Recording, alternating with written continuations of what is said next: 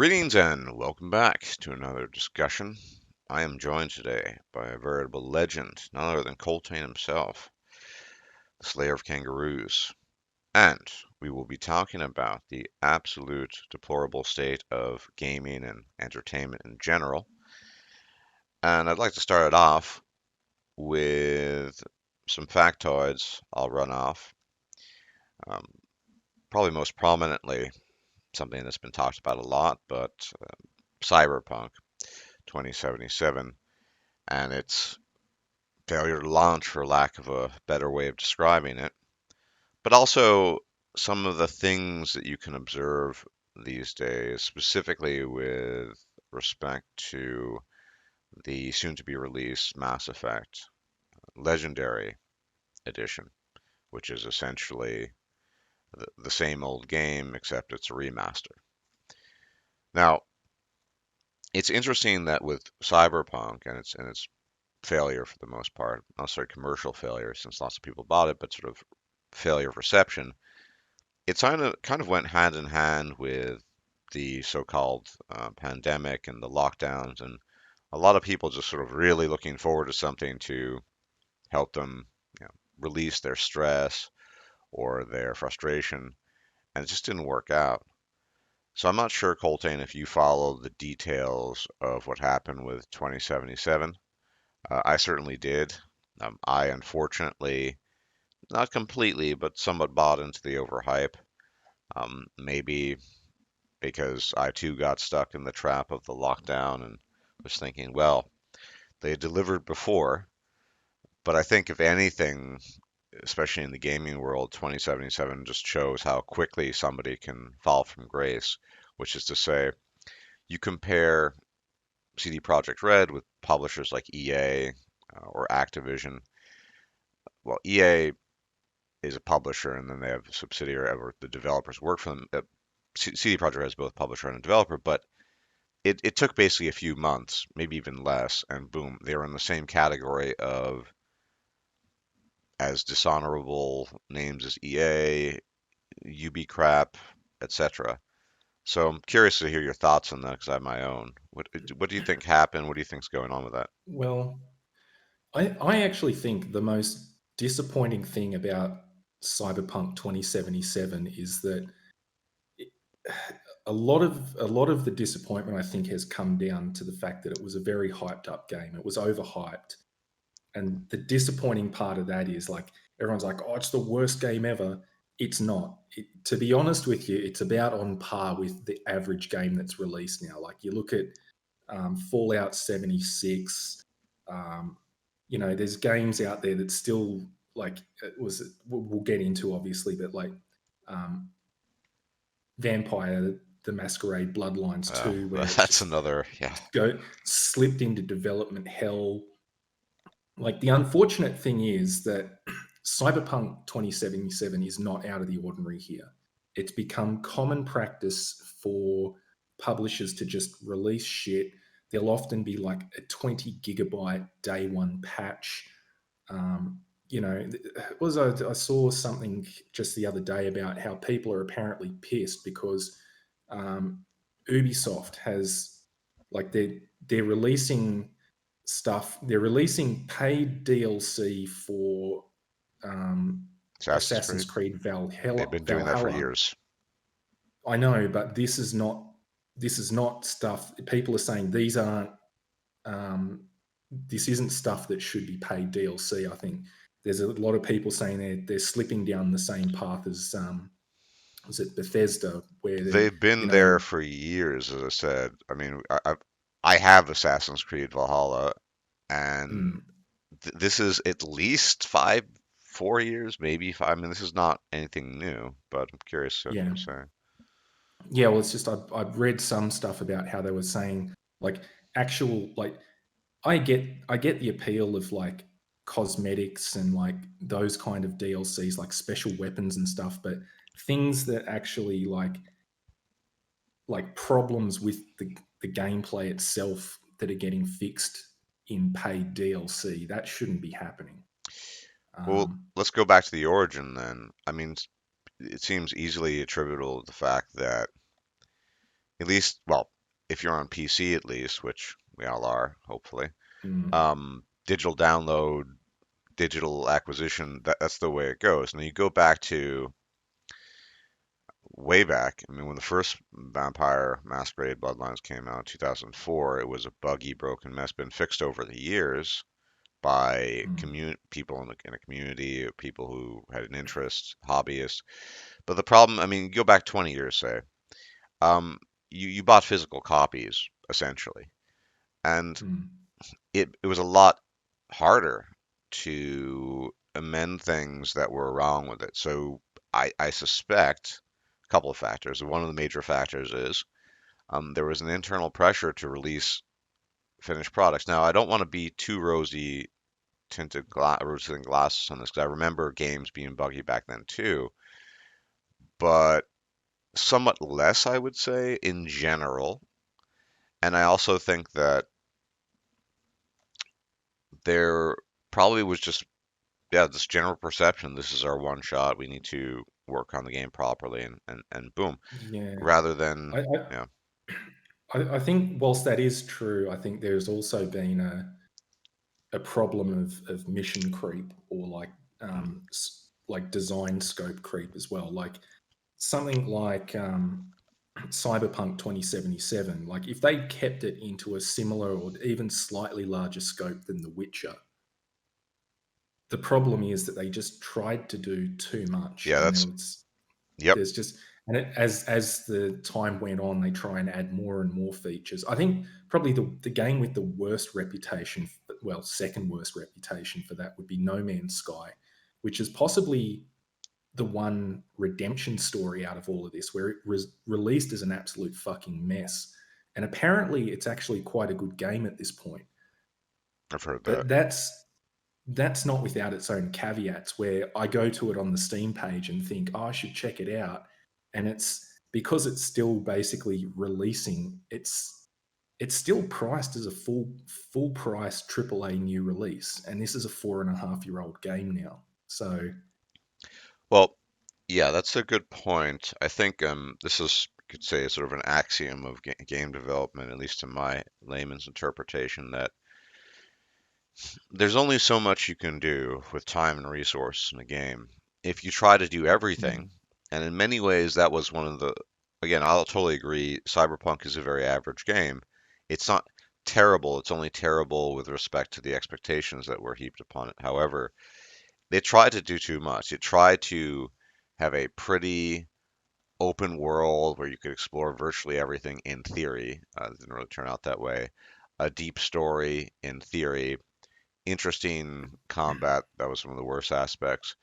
It tries to basically do everything, and that just doesn't work. Now, it's debatable whether or not they would have achieved it because I've investigated this pretty thoroughly, and according to some developers or leaks, developers wanted to wait another 2 years.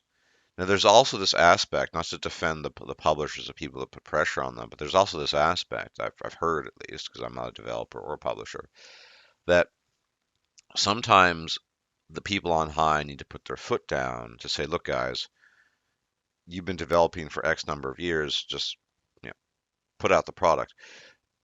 CD Projekt Red has a reputation as well, and this goes back to The Witcher 3 as well as 2, of starting and then restarting.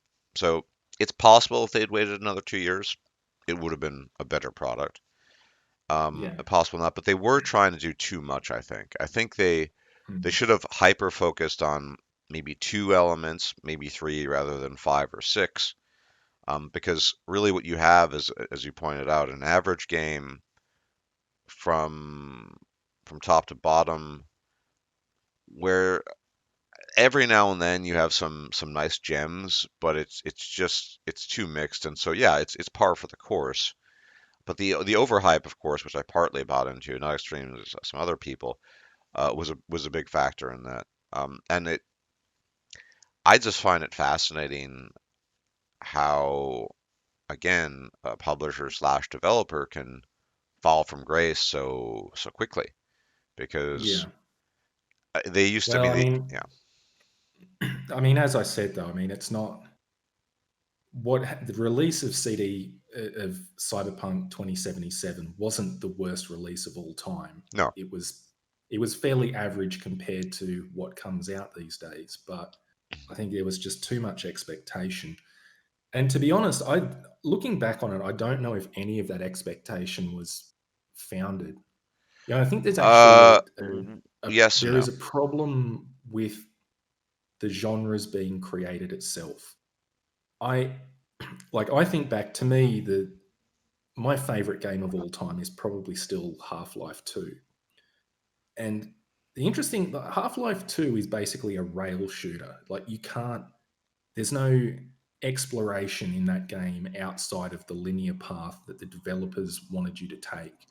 And as a result, they were able to craft a very, very good narrative story that you move through. Um, I honestly can't think of a single open world game, particularly the ones where you can just go off and do missions randomly out of order, where the narrative story has worked. Um, Um, that's not to say that they're not good games. Like I like Far Cry, and you know, I liked um, Grand Theft Auto 5. Like they're good games, but they don't like the yeah. narrative structure, if you're trying to tell a story, suffers if the player can just go off and do whatever they want Well, whenever they want. Like there's a you lot. can't have it.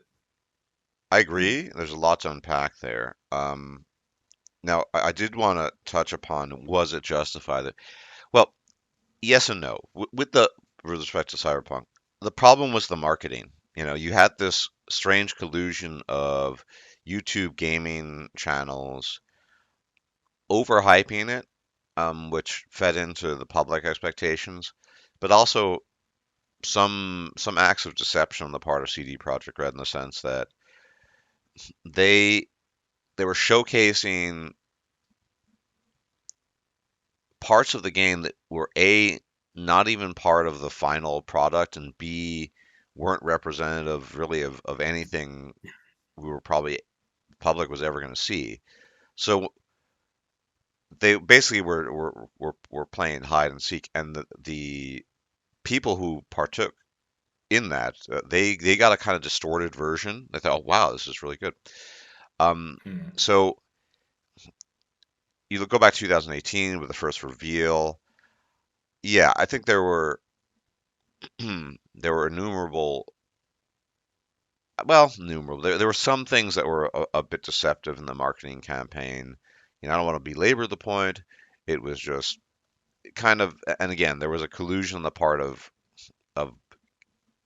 people like Young Yeah, and that I mean that's the fact. Probably he was the primary guy. This guy who covers games, one of the most responsible people, because he just was, oh, it's amazing. I'm not gonna, and so everyone, this guy's got over 1 million subs. People bought into it. Now, on the more salient point of, yeah, linearity. I think that's a great point. You want to tell a good story, it helps to have a linear world. But for whatever reason, the trend these days, it's hard to ascertain whether or not it's just simply due to player expectation or just what what companies just think what people want. But yeah, you can only do so much if you have an open world with endless side quests. Arguably, Witcher 3 did the best job of it. The side quests in general, not always, but usually are pretty meaningful or interesting versus Hmm. some of the ones I've seen in the Assassin's Creed games. They're not terrible, but Yeah. the idea I think that behind that is that developers think that most players, don't want a just A to B or A to Z story. They want Yeah. they want people that have hundreds of hours to just explore and feel. Now, there's another Yeah. thing there as well. I mean, this idea that you might keep the player preoccupied for longer. If after all, if you sell a game that's 20 to 30 hours worth of linear gameplay with a really great story, are they gonna? Is there gonna be replayability? Well, there can be if you build it into that. But so I think it's a combination of things. This idea that developers or publishers would think that players just want to endlessly wander around, they'd be more preoccupied with it. Um, and also, I think the types of games that set the precedent for that, and that's really, to be honest, the Elder Scrolls series. Open world wandering around, and to a lesser degree Fallout. Well, basically Bethesda games. That whole genre was, I wouldn't say started, but certainly minted and properly coined by Bethesda, and people saw their success over the years and thought, well, we can't do exactly the same thing, but we can turn, say, Assassin's Creed with our own twist into a historical, fictional, open world action RPG. And this is one example because that there's a whole controversy within the so-called Assassin's Creed community of transitioning from the old school, very more linear, to these open world historical settings. Well, I don't think anyone really does it like Bethesda. I mean, for all Bethesda's flaws, and there are a lot, yeah, and I think that that's just what happened. I think Mm, developers have forgotten to stay in their lane and their specialty oftentimes, and so as a consequence, yeah. things are becoming this Which amorphous blob. which incidentally happened to Bethesda as well. Like, I mean, I played Fallout 4, Hmm. and my biggest problem with Fallout 4 was actually like I'm a first person shooter guy. So when I I know what you're going to say because I've yes, yeah, go on. I know I've said it. When I Headshots. shoot yeah, when I shoot someone in the head with the highest powered sniper rifle in the game, I expect that to be one shot to kill. But it's not in Fallout because Fallout isn't, it looks like a first person shooter, but it's actually an RPG. Um, and that's, again, like I think, as you were saying, like Bethesda popularized the genre. And if you go back to, the very first Elder Scrolls and stuff, it was effectively Dungeons and Dragons. Um, Yeah, the stats. and Yeah. stats, character building, and you can potentially do that in an open world, but it doesn't necessarily translate to a like a wide epic like narrative drama. Like the storyline, I like the gameplay of Fallout, of Far Cry, but generally the writing's pretty crap. Hmm. Um, like even Grand Theft Auto, the writing in Grand Theft Auto, if you take all the individual segments of the game, it's fucking great. The characters are engaging. It's the dialogue's funny.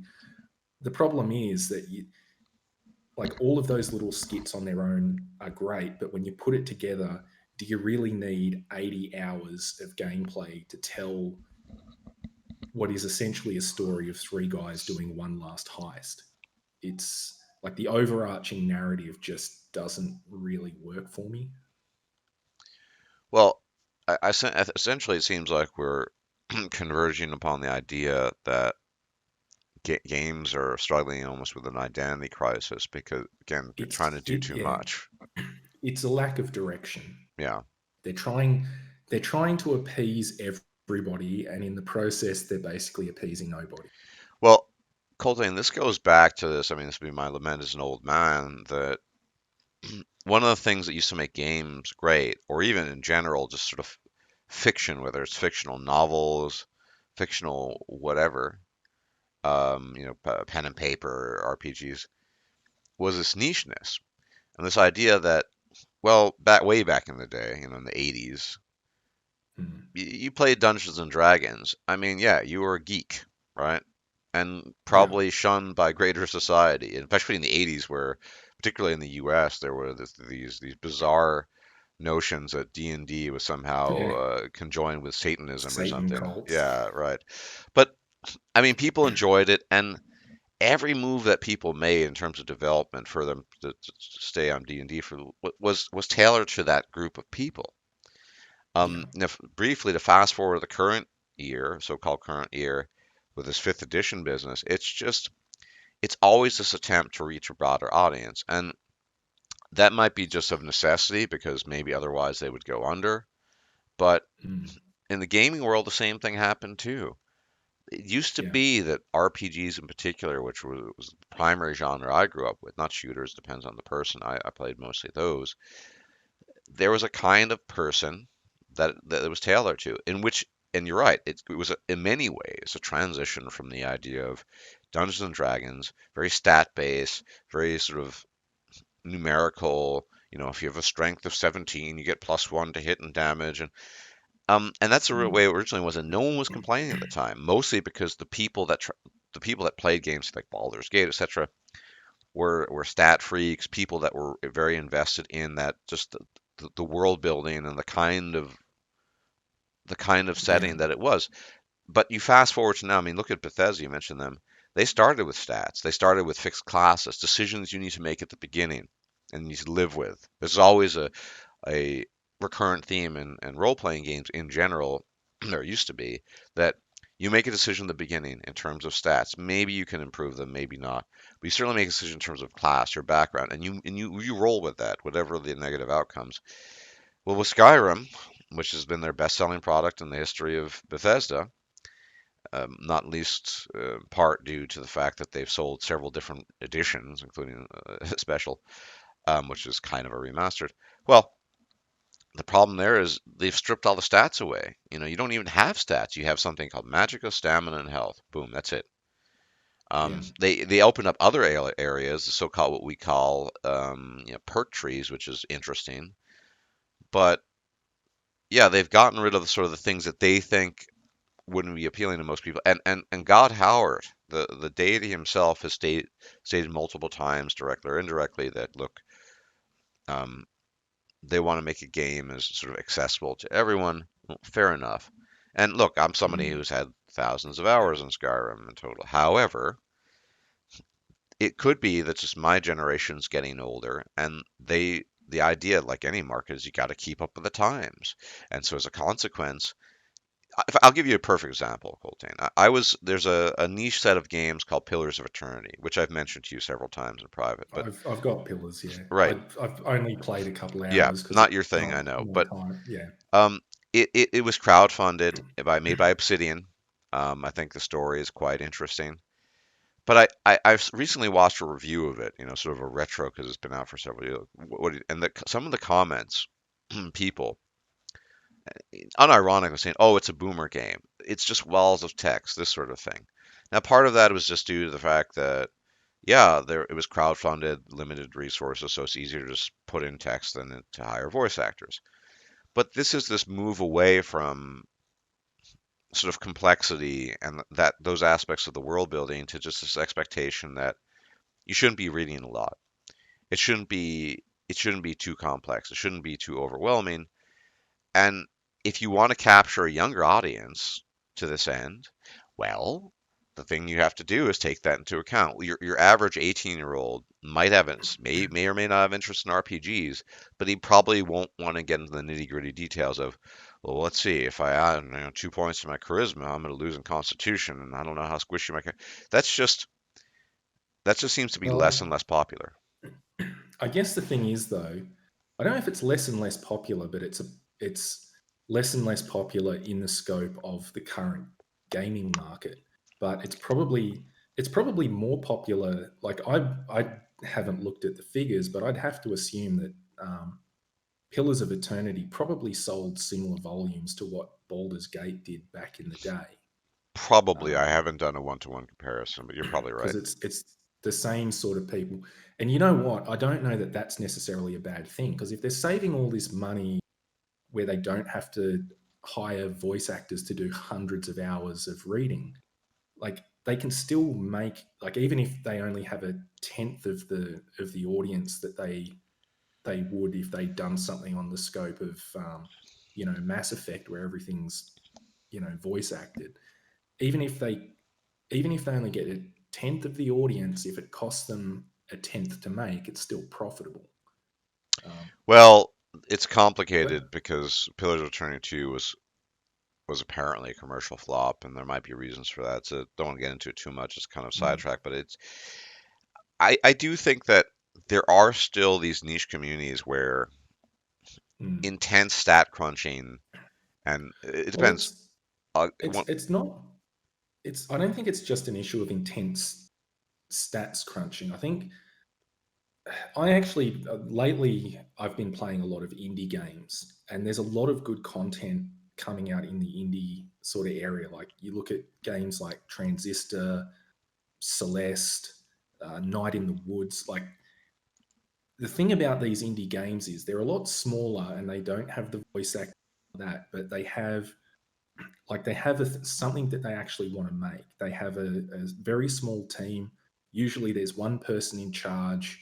There's sort of one sort of art direction idea. Like there's a concise idea of what they make, what they want to make. It isn't just this huge amorphous. Oh, we need an entire world Hmm. for the player to explore. It's like we're making this specific little story set in this specific, you know, little environment.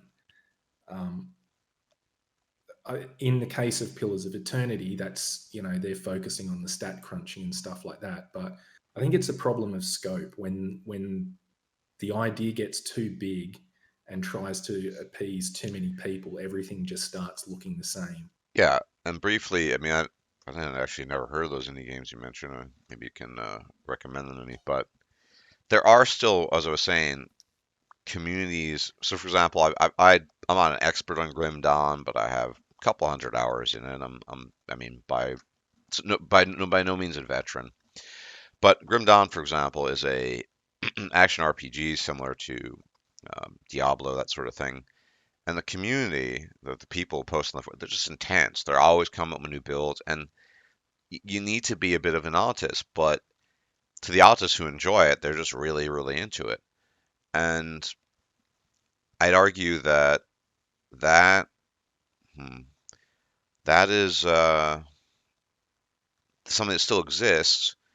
But the people who make uh, Grim Dawn create entertainment, I believe, they're not trying to appeal to everyone. And this goes back to your point. I think you can still be successful with more limited scope if you target a certain type of audience. And I think that Mm, that has been lost in the attempt to make it popularize sort of things like Mass Effect, Dragon Age, moving yeah, away from the roots to just try to appeal. Never mind some of the politically correct stuff, which is also kind of just. I wouldn't say it's ruined everything, but it's certainly served to dilute stories and make things just sometimes yeah. asinine. Well, not even just the like the politically incorrect or political correctness. Just the broad problem that, like it or not, gaming has become mainstream. It's big business. Yeah. Like The biggest almost business, every bigger than Hollywood. almost every household these days has either a PC, a PlayStation, or an Xbox. Yep. Like everyone's playing video games, and I guess the problem is that everyone, by and large, are kind of shit. Like if you have to make a game that appeals to the widest possible market, and the widest possible market is made up of people that we would, uh, how should I put this?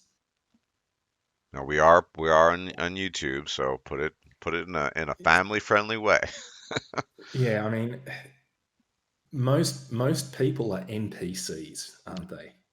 So, Sure, what are you going to get when you make a game for NPCs?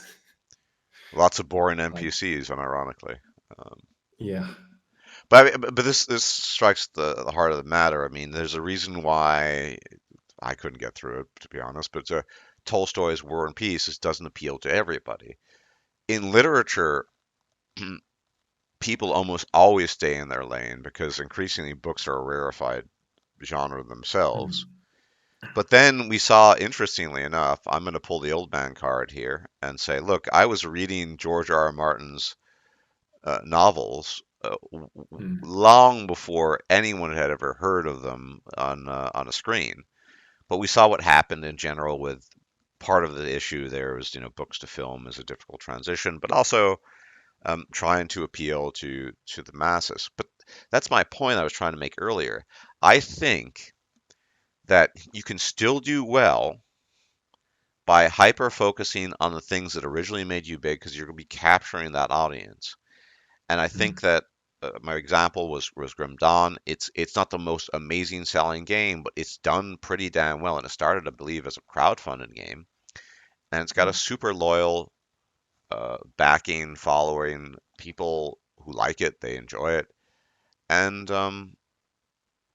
yeah. So I'm not convinced that it's an absolute necessity to appeal to everybody. There's that, It's but Yeah, it's not an absolute necessity, but it seems to be what the bigger publishers are doing. AAA, yeah. Which is why I kind of agree with you. So indie, I'd say double A as well. Larian Studios, makers of Divinity Original Sin series, working on Baldur's Gate 3, and I have the early access. It's early access, so it's got some rough spots, but I think it's looking to be promising, and they're not trying to appeal to everyone there.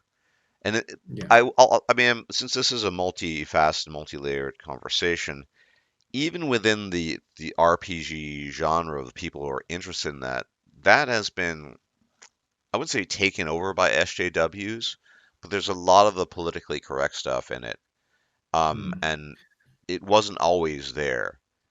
mm. So And the thing that blows my mind with that is that from what I've seen, because I remember, and I doubt things have changed, but I remember like when I making videos years ago and actually looking into the statistics for all of the SJWs and all of the like like inclusivity and all the money that Bioware dropped on voice acting female and male shepherd. Like that's massive expense to basically voice over the game twice. Something like only 14% of the players were female. Like no, the people making these complaints, like this was a big thing with Anita Sarkeesian when she was doing a shitty video game trope series, which hmm. I don't even know if she's finished. but Oh, I've lost track. I have no idea. I, I don't know. I was just surprising that her backers didn't seem too upset that she never fulfilled all the goals. But in any case, I remember. I think it might have been Raging Golden Eagle was doing videos years ago about the fact that when you look at the sales on Steam, like the SJW criticism of certain games, SJ promoting certain games due to inclusivity didn't actually seem to do jack shit to their No, sales I don't think that was the on point though. Steam. And I think we have, hindsight 2020. Well, in this case, hindsight 2021. No pun intended. I think the whole PC inclusivity, blah blah blah blah blah thing. I don't think that was ever about, at least in terms of the developers' intentions, ever about sort of increasing sales. It was a political statement. And now, look, I'm somebody who played probably more femshep back in the day than male shep, like roughly 50-50, or maybe more like 40-60, 60-40. But the point is because I think actually Jennifer Hale did a better job voice acting. It's debatable, but the point is the that statement kind of set the precedent such that any mainstream game now will insist on having both a male and a female voice actor. So Assassin's Creed Valhalla, they did the same thing, and the female voice actor. No, I mean, I don't know I guess I know kind of why. They're both Danish, and the voice acting in the male does is quite good. The female one is just really distorted. Like she puts on this fake masculine voice, and so it it just set this precedent that if you wanted to release a game these days, um, without that, the the fecal storm that you would inherit would be quite great. Now, the real question would be, let's say, let's say just a purely hypothetical. Let's say EA or no, not really Activision, but EA or UB Crap or any of these other larger publishers says, look, we're going to release a game and it's only going to be a male character and you're only going to have a male voice actor. Now, the real question I think that's interesting is if they were to do that and everything else was on point, great story, good combat, would it actually affect sales, or would they still do well? Because to your earlier point is related. If in fact the whole PC brigade inclusivity didn't really have an effect on sales, the finance aspect, then it's possible that everything could just be superficial in terms of the blowback. So to say, so yeah, there would be articles written about them. You know, NeoSeeker would complain, oh, it's sexist, blah blah blah. But would the game still theoretically do well? And I think it might. In fact, yeah, it might Well, do I well. think we've got the data on it. Like, Grand Theft Auto 5 was the most successful media property of all time. For all of the articles about, misogyny and sexism and the fact that there's no playable female protagonist out of the three characters, Hmm. it was the most successful media property. Video games, movies, whatever, it topped them all. So clearly, I don't think it matters because the people who are genuinely playing video games, buying them, are not, they're majority not female. And even of that bunch, they're not crazy ass feminists that are writing for Kotaku. Yeah, Um, yeah. So I think, but the disappointing thing is, despite that, from what I understand, Rockstar Games is going to bend the knee in the next the next Grand Theft Auto and have a female protagonist and dial down the quote unquote sexism. well, I mean, but that's just So like I said. We've reached a point in the culture where that's just it's.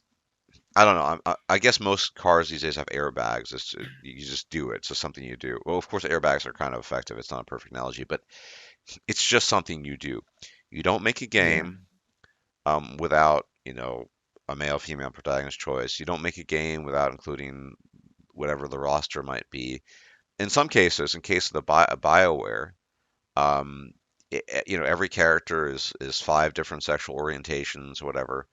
So, and that's just that's almost just part of the sort of the cultural ingredients that just have to go into it in the current year. So, would it would it affect sales very much? Well, probably not, depending on the game. Nobody mm, really complained, for example, about The Witcher 3, arguably because it was a fixed protagonist from a novel, so they couldn't make, Geralt couldn't have been Geralda because, well, it just wouldn't have fit. well, But I never watched it, but I heard they took a lot of liberties in the Netflix series. oh, I did. I inflicted it upon myself, and yes, there were many liberties, and I look. I don't. I mean, it's always risky talking about these things. Unnecessarily changing character appearances, unnecessarily altering what we know to be the case, and then trying to justify it by looking for the smallest bit of evidence that might support the case that it's ambiguous that this character looks like this, or I mean, and it's not just in terms of the ethnic, like basically turning what we know to be sort of blue-eyed, whatever, Caucasian females into Mm, minorities, but also just the age thing. I mean, you have these actresses in some cases, who are just don't fit the image of a super hot sorceress using magic to enhance her looks. You know, mm, and I mean, you can does it matter? Does it affect? I mean, and I made an entire video about this a while back, I think, if I recall. But the matter of fact is that series was written by a female. In general, it was directed by one, I believe, as well. I think it's the self same person. But the only the only attractive person, this is another thing that we've seen, is Henry Cavill, Superman himself. There are basically no other attractive characters, male, because the male characters that are not pivotal or that are sort of, well, not Henry Cavill, not Geralt, they're kind of just slapstick. And then the female characters are just they're nothing to really write home about. And the interesting thing is, I think this is I made a video about this. There have been interesting studies that have come out over the years to show that in hiring practices, females typically they women who are bosses, where they will not hire attractive females because they basically resent them essentially. And so when you're Yeah. crafting a cinematic work based on a novel, will you go out of your way to make sure that every female is average and mediocre at best? Well, quite possibly. Because again, the male gaze or whatever. But I want this really Yeah. this opens up a Well, I new mean, can this of was hmm, this. I mean, that was a big thing with all of the artwork before it got shelved. All of the artwork that was coming out for Vampire: The Masquerade oh Bloodlines gods. too. We're It opening up was the can of and worms here, Colttaine, because this and you're an artist, former artist, you know what it. There has been a massive crusade against. I don't want to use the traditional. We'll talk about sort of inherited aesthetics, which is to say, well, I mentioned recently, you probably don't keep up, no need, but in a video I talked about, I've been exploring some progressive circles to, get a sense of what they think. And I got in a discussion because I'm gonna I'll link it back up to the main discussion um, about all sorts of things like systemic bias and racism and the usual stuff that progressives like to uh, endlessly whinge on about.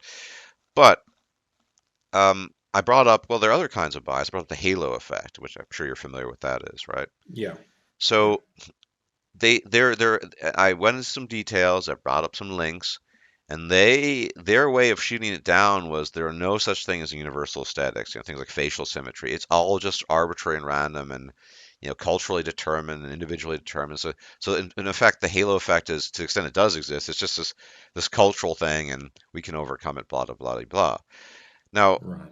yeah, I don't think that's true. Obviously, I don't think you do. I don't think most people are watching anything. But the point is that going back to the Vampire Masquerade too. I mean that in itself, it's been completely shelved as far as I'm aware. They fired the entire development team. They don't not even use the same developers. But yeah, they were basically turning the aesthetics upside down, making them really Mm. unattractive. This has happened repeatedly throughout BioWare. There's been a gradual Yeah, slide away from Dragon Age was oh famous.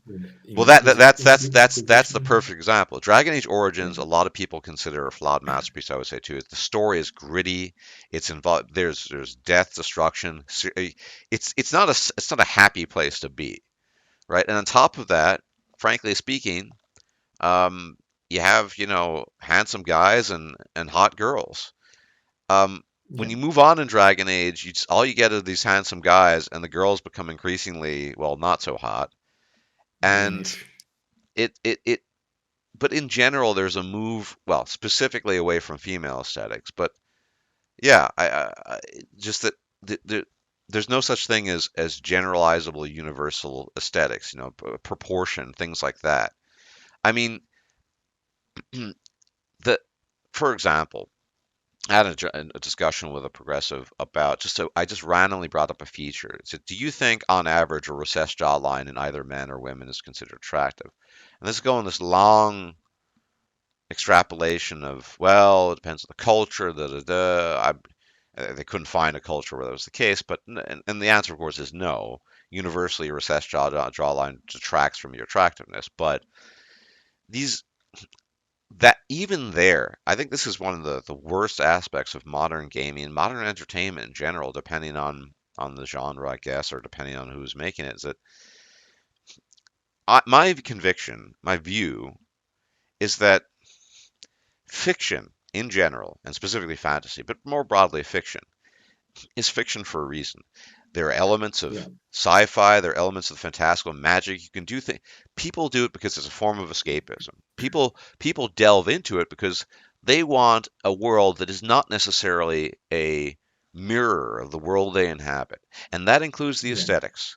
So, for example, you don't want to just play some short, wimpy guy mm. in a heroic game. No, you want the guy to be whatever, 6'4" and muscular, and he can tear things in two. And Yeah. frankly, It's you don't want a fat, dumpy, flat-chested female. You want somebody hot. You want I don't know, a 21-year-old looking hot chick that can do ninja moves, maybe with jiggle tits or something. I don't know. did you ever see that? image where somebody had taken, there was like the feminist frequency podcast banner or something, and the three girls were drawn as like anime characters. And everyone always, whenever they're like making themselves as anime characters, they always look super pretty. And some guy was like, "How about some real depictions of women?" And basically redrew like Sarkeesian and their two friends as they actually looked in real life, as like fat and scruffy haired and stuff. It was pretty funny. Like even the feminists don't like, given the option of you can make yourself look like whatever you want, why would you not try and make yourself look the best you can? I mean, there is this kind of Like, underground, we'll call it movement, this stream of people that they want to actually they'll craft characters and the character designer to sort of somehow mirror exactly how they look, but I think that's a minority. And to the extent they yeah, do, I'm sure they enhance their own look. So if they're short and dumpy, they're not going to do that. If they'll try to fix whatever they well, can. and again, that comes back to the what type of game are you trying to make? Like, if you're trying to make it an old school RPG where you're building a character from the ground up, most of the time, like when I used to play, I didn't really play D&D that much. I played uh, Warhammer Inquisitor mostly, Mm. but you don't tend to make yourself as a character. You make unique characters, but that's still kind of, that's a certain type of game. Like the idea of being able to completely customize your entire character and then put that into a pre-written narrative, like to me that's odd. Yeah, I Like mean it Fallout, for example. Like I get if they want a character in a character so you can play the story both ways, that's fine. But as long as it's still got to fit into a specific story, I don't think you need absolute control over your character to change every aspect. but you know it's really making me think, and I've thought about this for quite some time. Going back to sort of sales, if people complain but the sales don't change, I mean, so what? Why not? I mean, just leave the aesthetic characters in there. Do what you got to Mm. do. And yet everyone seems to be bending the knee, but the bending the knee doesn't seem particularly profitable.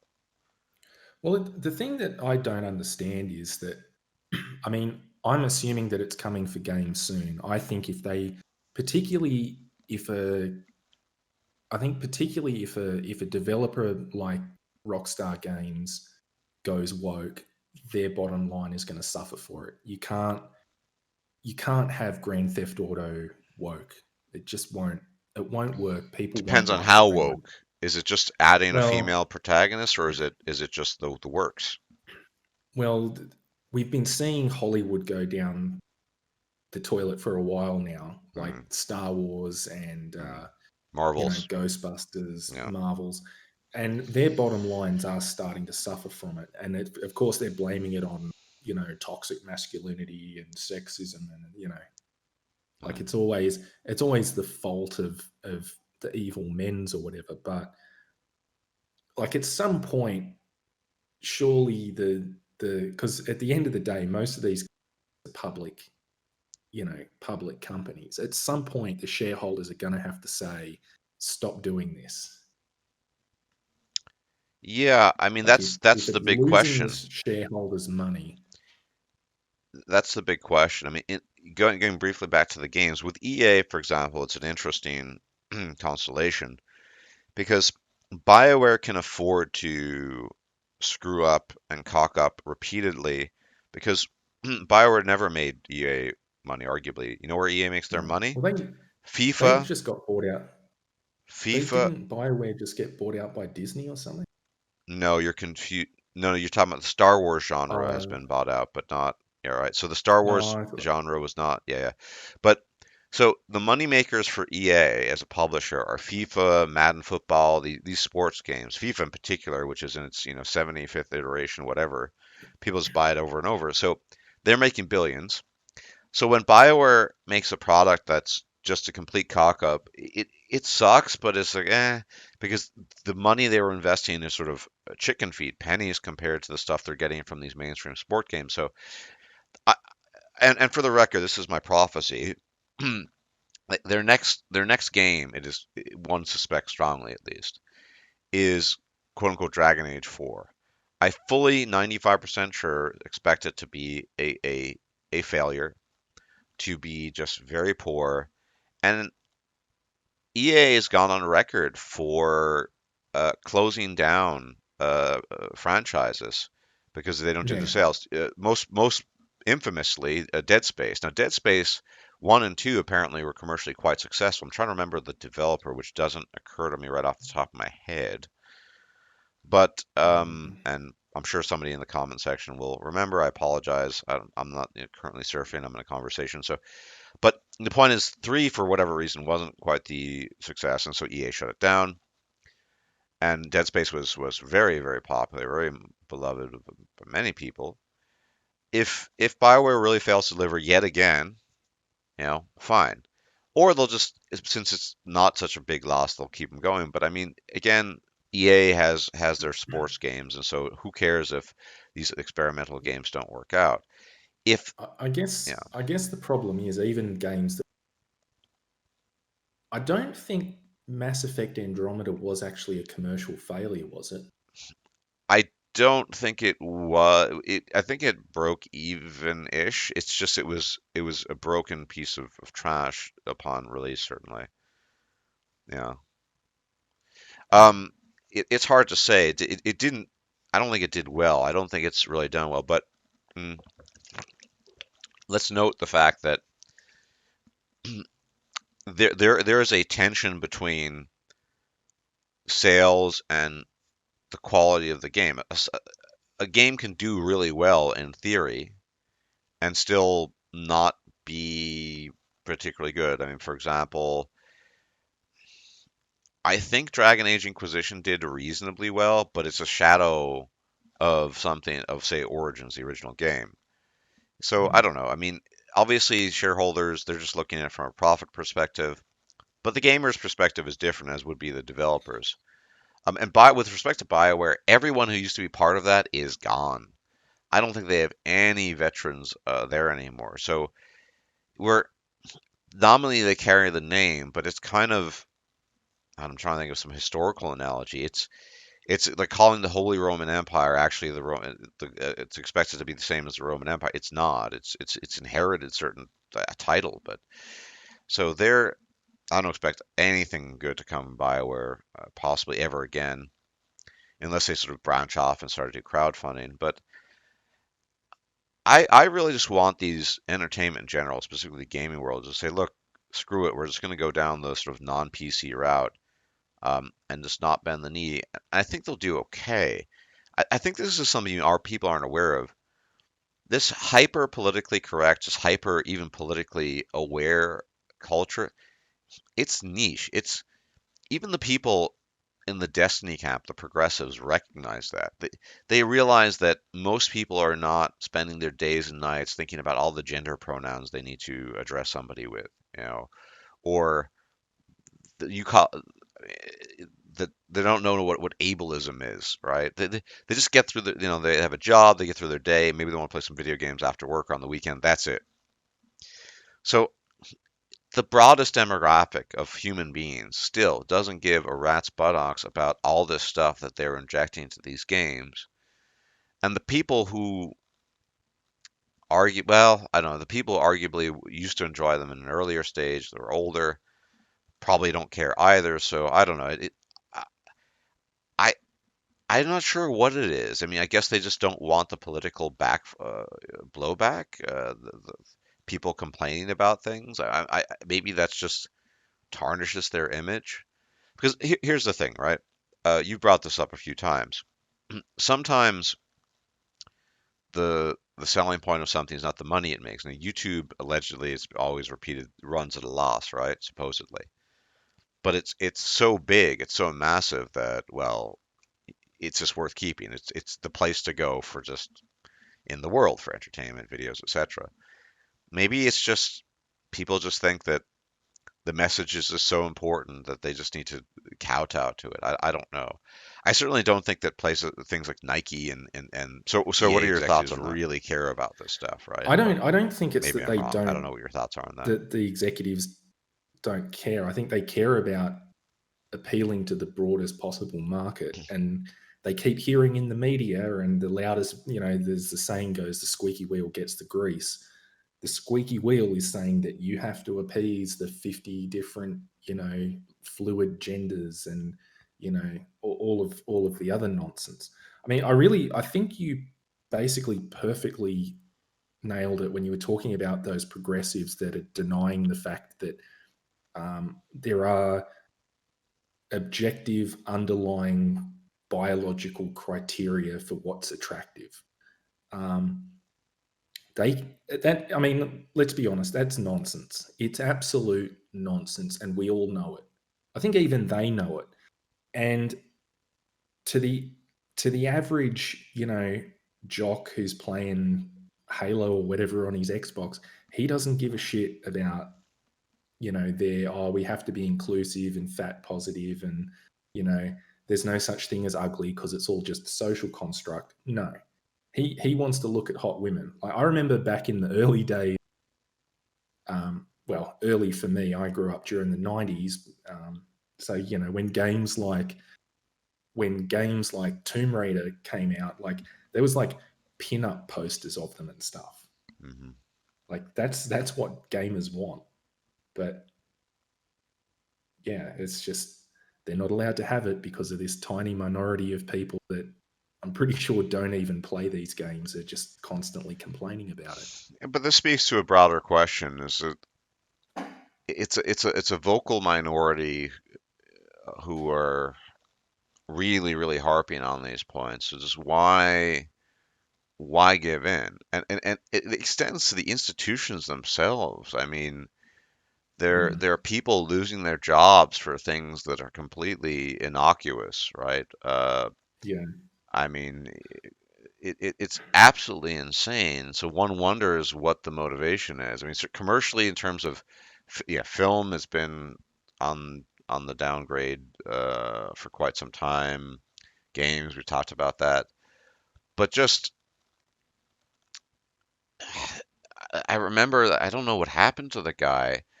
There was some incidents in the University of California. I think it was related to Mandarin, where I forgot what the word was, but it sort of superficially sounded something like the N word.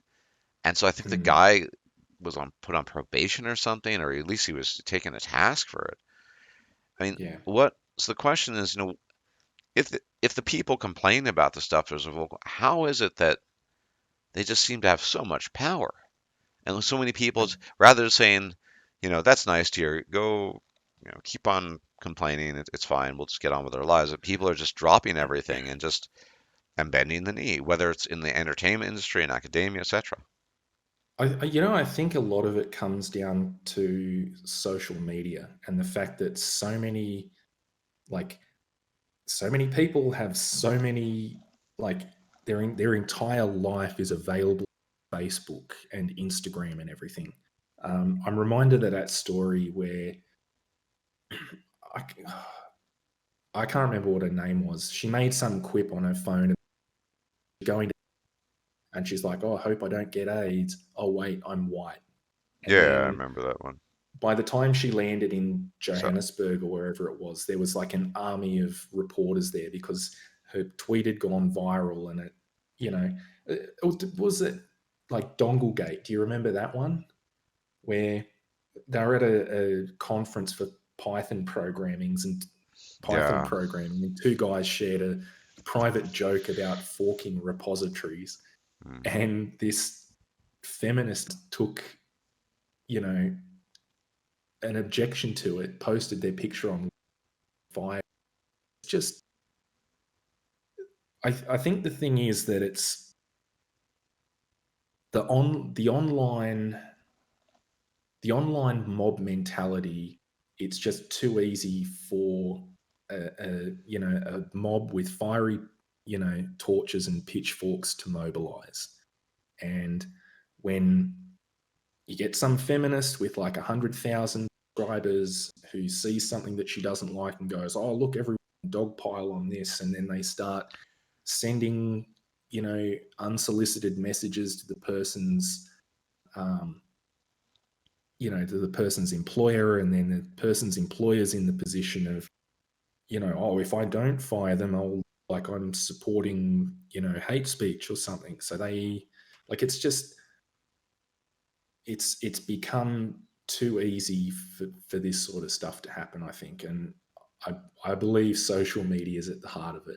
Yeah, well, that's People are putting too much of their life online, and it's coming back to bite them. And yeah, that goes for everyone. Like, look at all the Me Too about, like, you know, like James Gunn is a great example where I still don't understand that, because the, like Disney knew what he was like before they hired him to make the Guardians of the Galaxy movies. But then someone goes and digs up some old tweets about him, and suddenly, oh, look at the things he said. Oh, Disney doesn't support this. He's fired from directing Marvel films. It doesn't matter how far up the greasy pole you are. If the social media mob decides to mobilize, that's it. yeah. I mean, there's no doubt. I mean, it's a huge can of worms. Social media, internet has accelerated all of this, but I can kind of get it in terms of academic institutions. They're worried about reputational losses, so they have to make sure that they toe the line. I'm just more baffled about game developers and publishers, where almost certainly the demographic doesn't care. If you look at some of the games, Call of Duty or Battlefield, and the strange kind of inclusivity, blah blah blah stuff going on there, when the player base almost certainly does not give any rats buttocks about that, and it's just bizarre because it is nobody in a game like Call of Duty or about nobody cares. Nobody cares about this Well, I stuff. guess I guess the thing is, though, like the the players probably don't care, and people who care about history, you know, it's probably important to them, but EA or whoever doesn't want to be branded as a sexist, racist company for not including black females in a World War One, game set in France.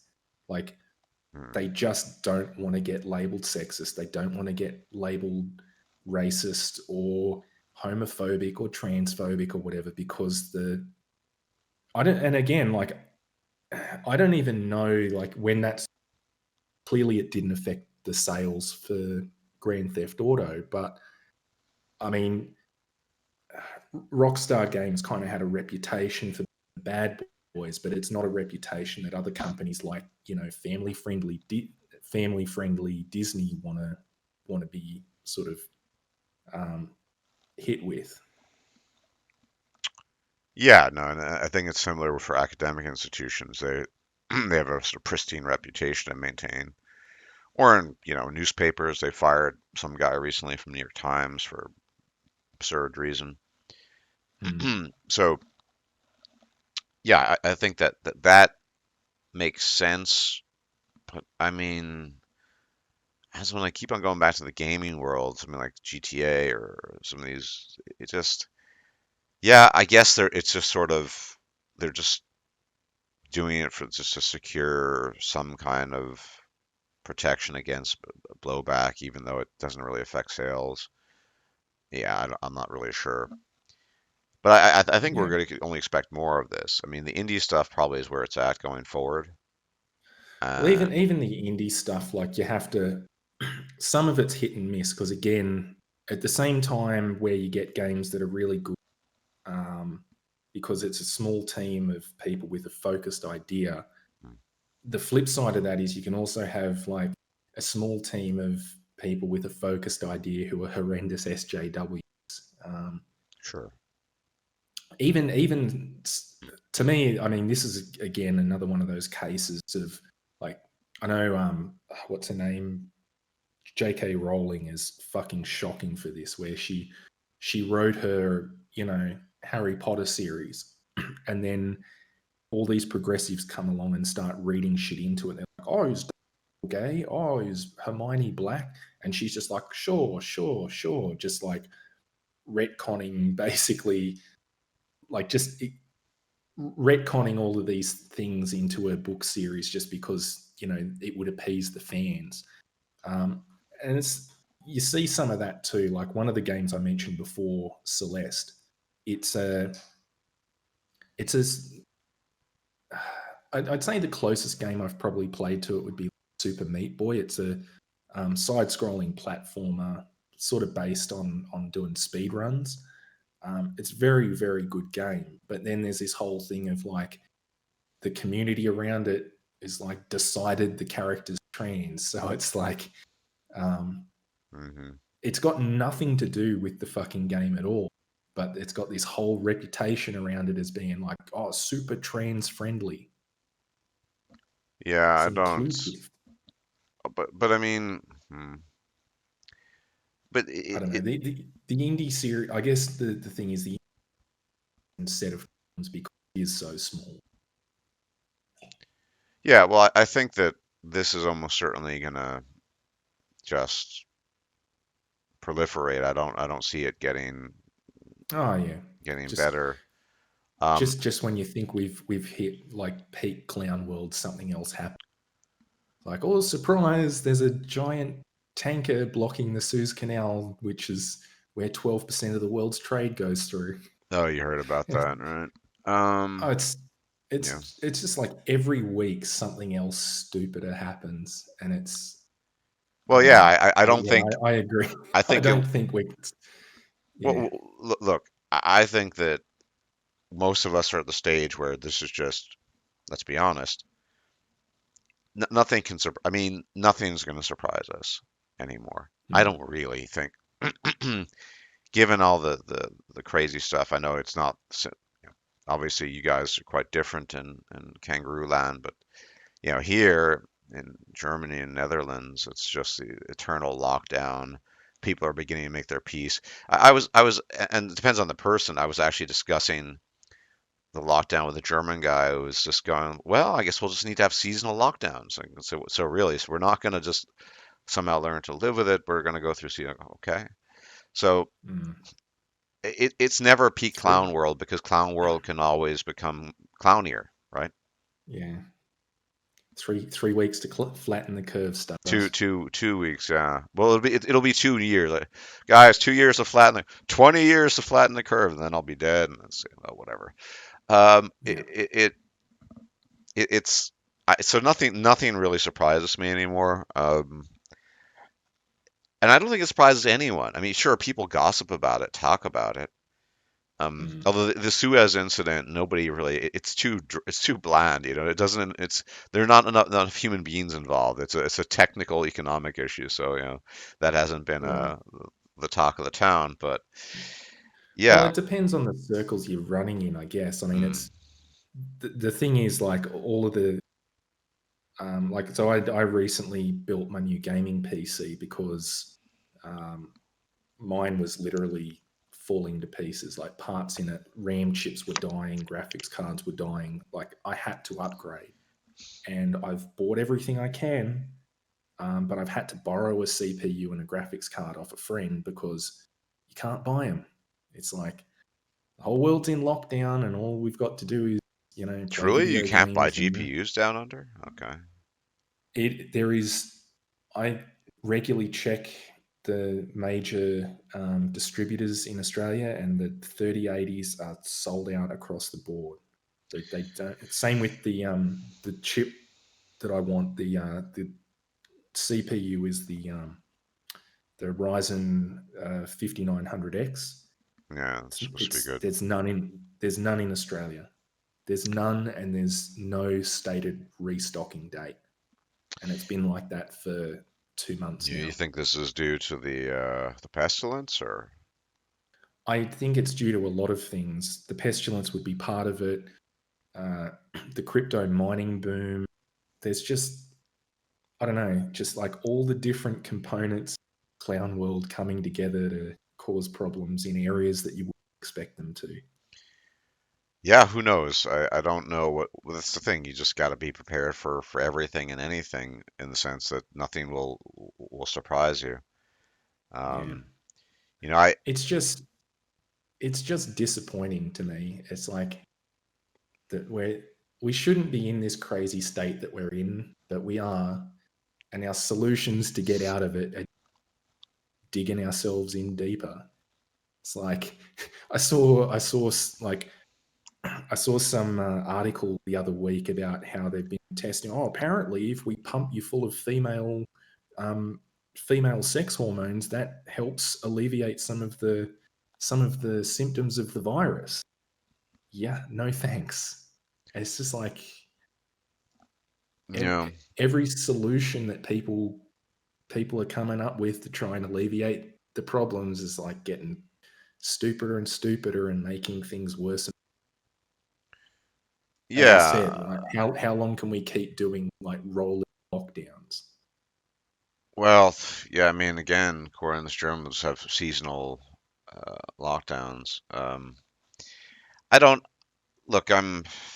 I don't know. I'm not a virologist. I'm not an expert. It just seems that this can't go on forever. So, and this is here to stay in some way, shape, or form. So I'm not really sure what what they're going to do about it. But even Mm, patient people are kind of reaching their limits on that. And yeah. yeah, I don't. It is. It's never a peak clown world because it can always become clownier. Put it that way. Um, Mm, and going back to gaming, I'm just trying to. I brought up much earlier the Mass Effect Legendary Remastered Edition. Just this is yeah. what things have been reduced to. Like I might get it. It's a classic, but it's just people going back to the old stuff because they can't produce any good stuff going forward. Yeah. Well, it's surprising how much But even stuff's oh getting wait, Colttaine, I forgot. removed Do you or know that the rethought. SJWs apparently? Do you know who Miranda is? I don't think you ever played Mass Effect. There's this big joke about Miranda's ass, and Yeah, so yeah, yeah, I played Mass okay, so Effect. they Yeah, edited yeah, oh yeah, I heard about this. they edited out the shot. So Miranda, first off, so everyone that doesn't know, Miranda is this genetically designed perfect specimen of a female, supposedly. I mean, I think she, whatever. And there are a whole bunch of shots. I mean, she's always wearing this sort of skin tight suit, whatever, where she's in conversation with Shepard or somebody, and she has these shots of her buttocks, and they've gone back and changed the camera angle so her buttocks is not as emphasized anymore. Yeah, I It, heard about that one. we're talking just an 11-year-old game, and just how the times have changed. Like that's their. It's not to fix the broken endings, one of some of the worst endings in gaming history. Imagine if they said, "Well, we've added this whole new take, and so you're going to be blown away in three." It's yeah, those Miranda's ass was too Yeah, provocative. We too need to change it. sexualized. We need to change that.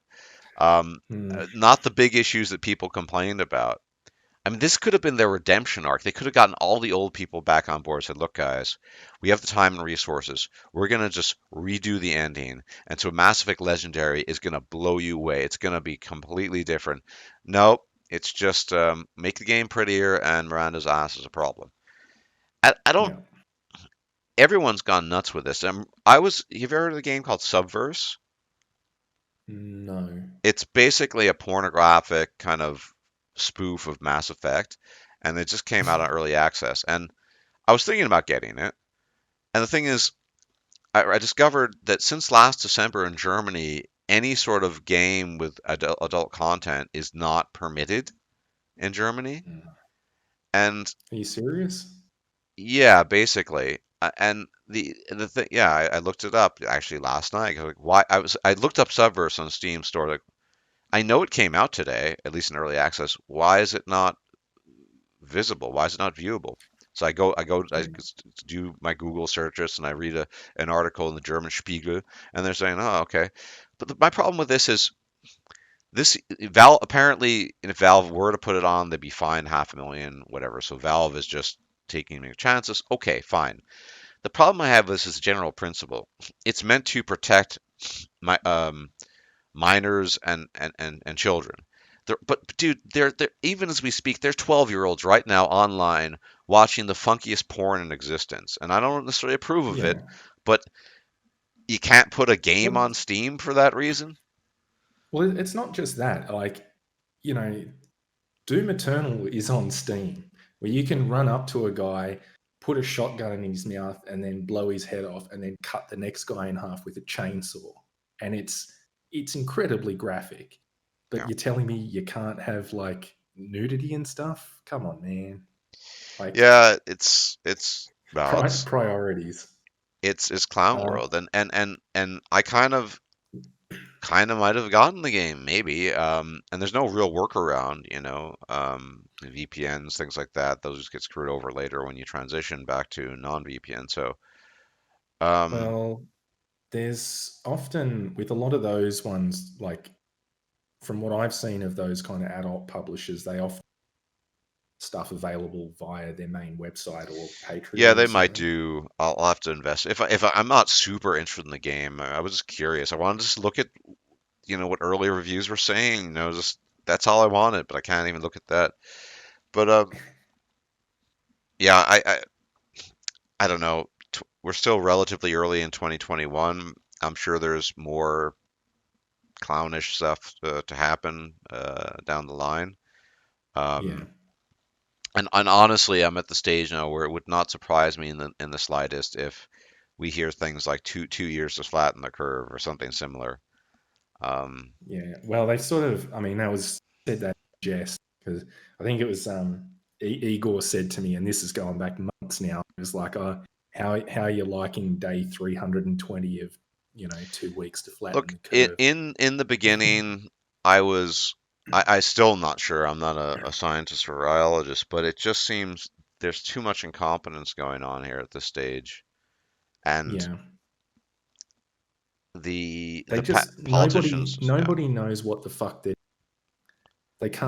can't. I heard. I mean, I don't even follow the news in my own country.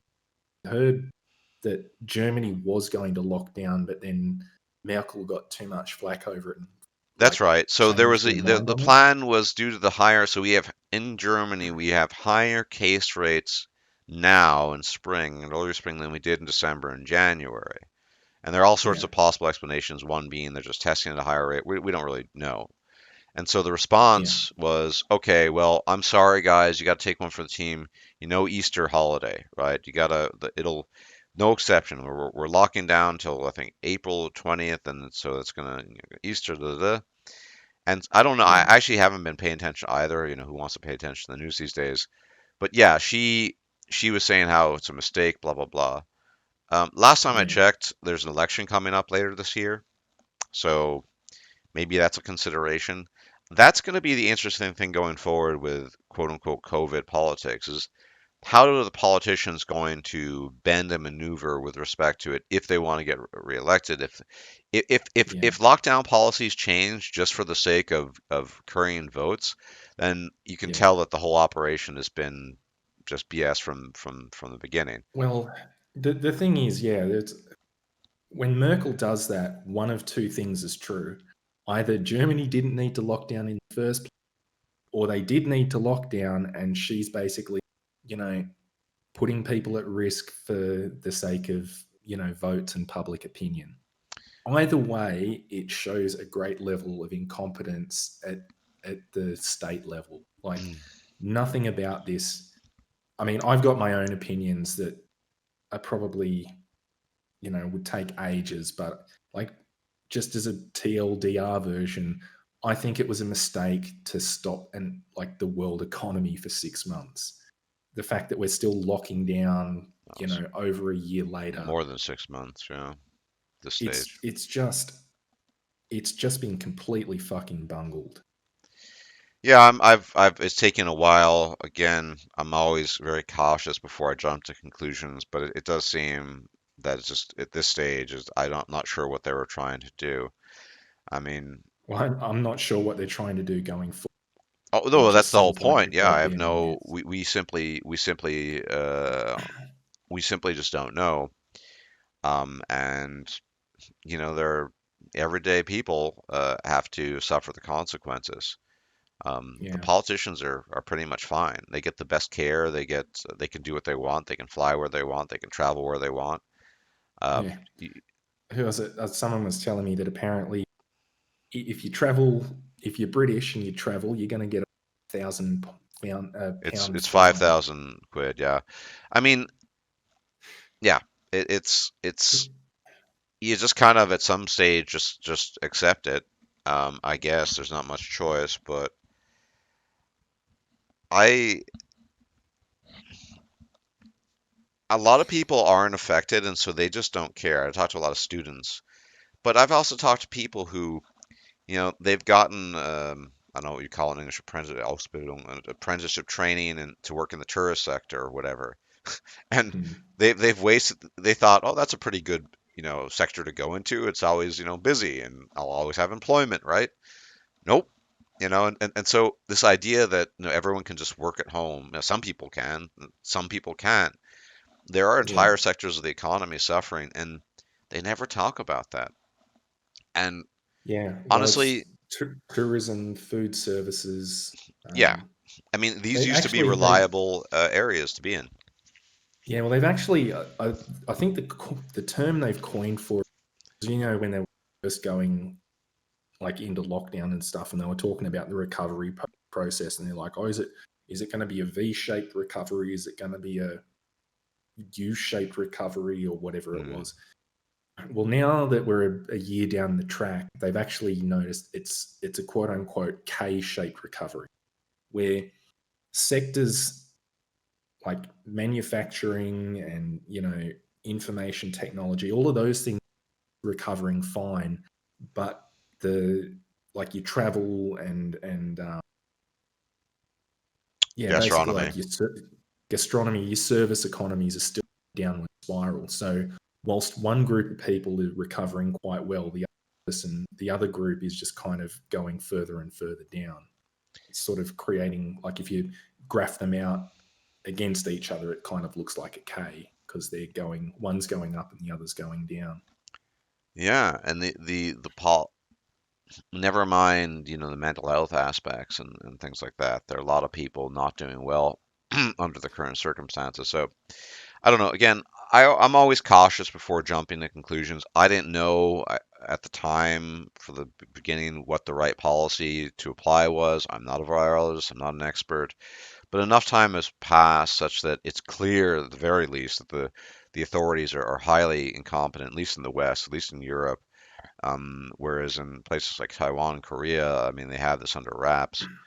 Um, Yeah, well, those places, I mean, East Asia has always kind of had like uh, I guess you would say socialist approach. Like you always like go even before, like in places like Korea, if you get sick, you put on a mask so that you don't make other people sick. That's just something that Asian cultures have always done. hmm. Um, so that doesn't surprise me that they'd be more effective.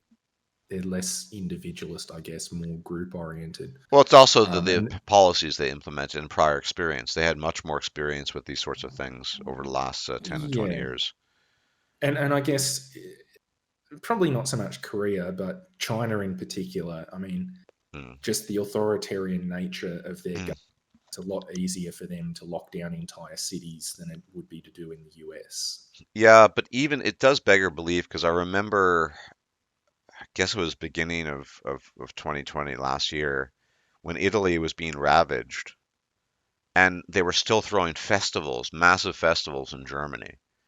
I'm thinking, Yeah, you don't think the thing is underway here too? Why are you yeah. doing like, Well, I I think had been aware of the pestilence since probably December of 2019, maybe even November if I yeah, remember. I remember talking about it with you before.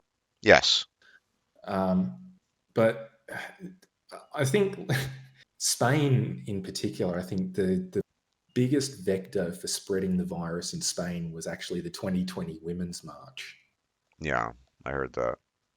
It's like oh, we're going into lockdown, but and it's the same thing like you've seen throughout 2020 in the US as well, where like everyone has to wear a mask and stay inside unless it's a protest.